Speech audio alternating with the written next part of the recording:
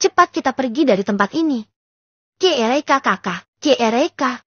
WUSHH. Belum kami keluar dari dalam mobil, tiba-tiba peti mati tersebut bergerak keluar sendiri dan pergi terbang entah kemana. Kami yang melihat celaka. Cepat kita pergi dari tempat ini. Gereka kakak, Gereka. WUSHH. Belum kami keluar dari dalam mobil, tiba-tiba peti mati tersebut bergerak keluar sendiri dan pergi terbang entah kemana. Kami yang melihat kejadian tersebut lantas terkejut setengah mati dengan debaran jantung yang sangat kencang. Nafas menderu-deru. Ini kali pertama aku menyaksikan sesuatu bisa bergerak sendiri, bahkan bisa terbang. Tempat ini sudah tidak aman, Ziz. Ucap Wawan dengan nafas yang terengah-engah sambil berjalan. Aku mengangguk dan ikut berjalan di sampingnya. Nafas dan debaran jantungku masih belum normal akibat kejadian tadi. Cara terbaik saat ini adalah diam dan ikuti Wawan kemanapun dia pergi. Aku tidak menyangka akan seperti ini, Ziz. Kupikir kita hanya akan mengantarkan mayat tumbal dari keluarga Jono sialan itu. Sepertinya, kotak mati itu masih kosong, Wan. Ujarku dengan yakin. Apa maksudmu, Ziz? Sekarang aku tidak paham dengan kondisi ini. Dugaanku, konsep tumbal keluarga Siswoyo itu sama. Sewaktu aku ke Solo, Pak Joko mengatakan jenazah yang kubawa itu adalah batang pisang dan target utamanya adalah aku. Sekarang sepertinya sama. Peti itu sebenarnya kosong belum terisi dan target utamanya adalah. Target dari peti mati itu mungkin saja kita berdua, Wan. Ini sama seperti ketika aku mengantar jenazah ke Solo. Kurung batang yang kubawa ternyata bukanlah mayat, melainkan gedebong pisang. Jelasku padanya. Aku mengerti sekarang. Ceti, peti itu memang dari awal kosong. Yang mengisinya adalah salah satu dari kita. Brengsek. Jono memang sudah terlalu keterlaluan, Ziz. Sekarang yang harusnya tenang adalah kamu, Wan. Tujuan kita kemana sekarang? Tanyaku bingung. Semakin dalam kami berjalan, bukannya menemukan jalan raya kami malah semakin masuk ke dalam hutan. Ini aneh, karena terakhir kali kami di mobil sebelum pingsan itu di pinggir jalan. Namun kenapa ketika sadar tiba-tiba di hutan? Jujur saja, Ziz, aku juga tidak tahu kita ada di mana sekarang. Yang terpenting adalah kita menjauh terlebih dahulu dari tempat tadi. Firasatku tidak enak kalau kita diam di sana. Benar dugaanku, Wawan sedang linglung dan hanya mengandalkan insting saja menghindari kejadian tadi. Untungnya sambil berjalan, aku meninggalkan jejak berupa sedotan per beberapa menit untuk menandai jalan yang kami tuju. Selama 10 menit berjalan secara beriringan dengan berbekal 2 senter, aku merasa semakin masuk, keadaan semakin aneh. Binatang malam seperti menghilang, bahkan untuk suara walang, jangkrik pun tidak ada. Seharusnya, ini tempat mereka kan? Kenapa bisa tidak ada kehidupan? Aneh, tidak ada satupun suara binatang malam di tempat seperti ini. Ungkapku. Aku juga menyadarinya. Tidak mungkin di hutan tidak ada suara binatang-binatang kecil.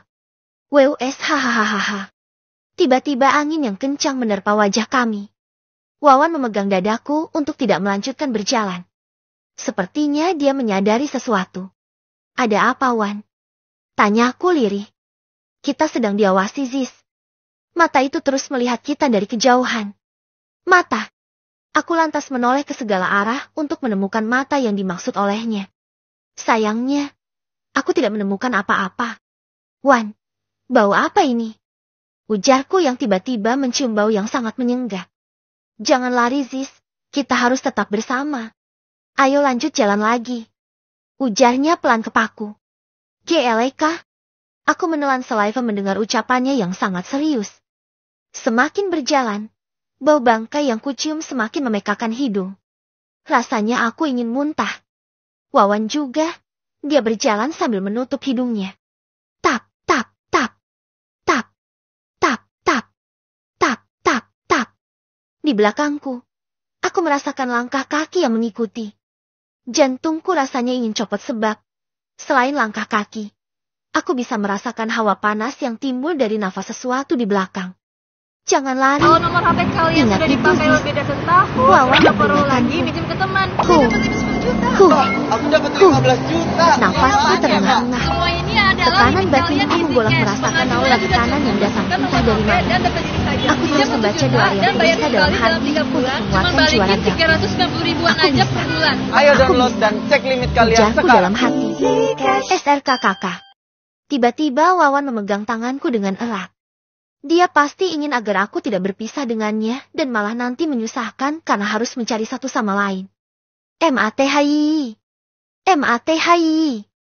MATHI. Bisikan itu datang dengan suara yang sangat menyeramkan di telinga kiriku. Badanku lemas, bibirku keluh serta kakiku bergetar seakan tidak bisa berjalan. Suara itu sangat jelas berbisik di telingaku. Tetap jalan Ziz, paksa kakimu. Wawan menatapku. Air mataku menetes tetapi aku tetap memaksa untuk berjalan. Cengkraman tangan Wawan benar-benar terasa sangat kuat. Dia mati-matian berusaha agar aku bisa terus berjalan walaupun hanya selangkah kecil. Wan, kakiku terasa berat dan sulit digerakkan. Keluhku padanya. Fokus Ziz, mereka tidak bisa mengganggu kita. Kamu harus berani. Ujarnya membakar semangatku. Aku melepaskan genggaman tangan Wawan dengan paksa lantas berdiam diri sambil menutup mata. Ada apa, Ziz? Tanya dia bingung. Aku tidak memperdulikan ucapan Wawan, melainkan hanya fokus dan mulai mengatur nafas dalam-dalam. Aku mulai membaca doa yang kuhafal dengan serius. Ya Allah, jika memang kematian adalah hak darimu, aku ikhlas. Tetapi jika tidak datang darimu maka, selamatkanlah aku saat ini. Tutup doaku setelah membaca ayat kursi 3 kali. Aku lantas membuka mataku dan melihat kerah Wawan yang masih menatapku dengan tajam dan lekat.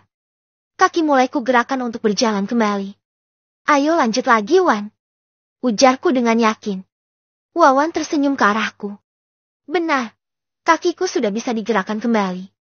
Hawa panas yang berada di punggung juga hilang. Aku bersyukur dapat melewati ketakutan yang mengerikan tadi. Aku juga mendengar bisikan tadi Ziz. Itu sebabnya aku menggenggam tanganmu agar lanjut berjalan. Ujarnya memberitahuku. Aku hanya mengangguk. Tebakanku saat ini adalah kami tidak di dalam hutan biasa. Mungkin inilah sebab dinamakan hutan larangan. Jika memasukinya tanpa keadaan siap, maka kemungkinan terburuk akan terjadi di tempat ini. Selang beberapa menit kami berjalan. Hutan semakin lebat. Bahkan, kami sekarang sudah tidak bisa beriringan. Aku sekarang berada di posisi belakang karena jalanan hanya tinggal setapak. Himpitan pohon yang besar dan akar yang menjalar menyulitkan kami untuk berjalan. Aku bahkan tidak menyangka akan masuk ke dalam hutan yang lebat seperti ini. Apakah tepat jika kami meneruskannya? Wan, hutan semakin lebat. Apakah kita perlu kembali ke titik awal? Tanyaku padanya. Tidak. Jangan melihat ke arah belakang atau kamu akan menyesal, Ziz. Ungkapnya melarangku dengan tegas. GLK, memangnya ada apa di belakang kami sehingga aku tidak boleh melihatnya? Tetapi karena takut, aku tidak berani melanggar seruannya tadi. Aku mempercayakan insting dari Wawan kali ini. Hutan ini memang semakin sempit. Tetapi entah kenapa aku masih percaya di depan sana ada jalan keluar. Ujarnya lagi. Aku percaya kepadamu, Wan. Lakukan saja yang terbaik untuk kita. Tak lama, sedotan yang kubawa dan kutinggalkan di jalur sudah hampir habis. Aku melakukannya untuk kemungkinan terburuk yang akan terjadi pada kami. Jeti, jika ada yang ingin mengevakuasi aku berharap mereka menemukan jejak dari sedotan yang kutinggalkan. Hai hai hai hai hai hai. Terdengar suara cekikikan dengan nada yang lambat laun semakin keras. Wawan langsung memegang tanganku dari arah depan. Dia sangat mengerti aku akan ketakutan setengah mati. Aku cukup beruntung bisa bersamanya sekarang. Ziz, apapun yang terjadi jangan lari meninggalkanku. Ujarnya menghadap belakang. Beera kakak. Belum lama ia selesai berbicara. Tiba-tiba di depan kami jatuh dari atas sebuah peti mati dan sialnya. Peti itu adalah peti mati yang kami bawa sewaktu di mobil tadi. DGH. Aku memejamkan mata karena tidak ingin melihat peti mati tersebut. Namun Wawan yang mengetahui hal tersebut lantas menganyunkan tangannya. Jangan menutup mata. Aku lantas membuka kembali mata dan berhenti karena peti mati tersebut menghalangi jalan yang kami akan lalui. Peti tersebut terbuka dan tidak ada penutup maupun isi.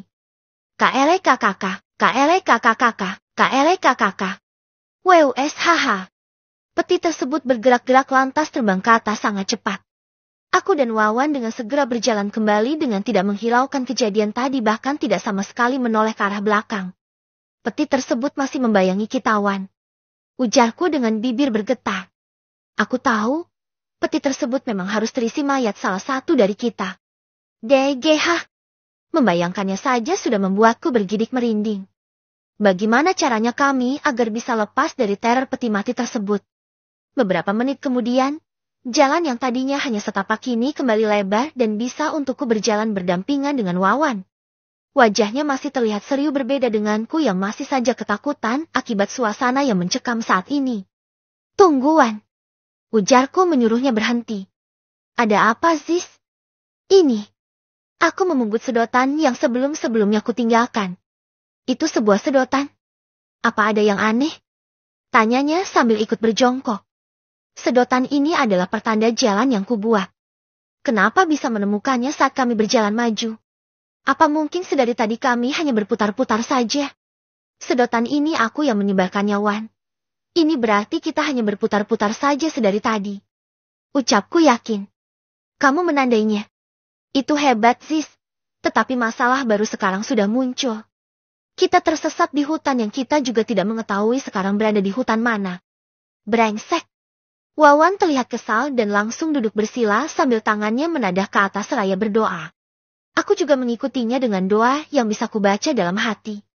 Tap, tap, tap. Jejak langkah tiba-tiba terdengar dari arah samping. Hawa yang sejuk menerpaku. Entah mengapa aku seperti melihat seseorang dengan pakaian putih bersih menghampiri kami dan... WUSH. Dia kembali menghilang begitu saja. Wan, bangun. Ikuti aku sekarang. Ucapku. Entah mengapa aku seperti mendapatkan keberanian setelah melihat orang berpakaian putih tadi. Wawan segera berdiri dan mengikutiku dari belakang. Ada apa, Ziz? Sepertinya aku melihat sesuatu. Coba kita ikuti insting naluri ini. Ujarku sambil berjalan agak cepat. Beberapa menit kemudian, hutan yang tebal dan padat perlahan seperti terbuka dan terpancar kembali sinar bulan. Udara yang tadinya sesak perlahan juga hilang berganti dengan udara yang berhembus. DGH. Sontak jantungku berdegup kembali dan menjatuhkan kakiku seraya bersimpuh melihat keadaan di depan sana. Sial. Kita kembali ke tempat awal, Ziz. Wawan mendengus kesal. Mungkin instingmu salah, Wan. Mari kita kembali ke mobil dan memeriksa sesuatu. Ujarku lantas bangkit dan berjalan kembali ke arah mobil. Sampai di dekat mobil, kami berhenti lantas menatap dengan menyelidik ke arah belakang mobil. Kali ini, kami kembali terkejut setengah mati karena di dalam sana peti mati masih tersusun rapi. Wan, peti mati itu masih ada di dalam sana. Ujarku padanya. Wawan terengang mendengarnya lantas langsung beranjak untuk melihat peti mati tersebut. Sedangkan aku memasuki mobil di bagian sopir.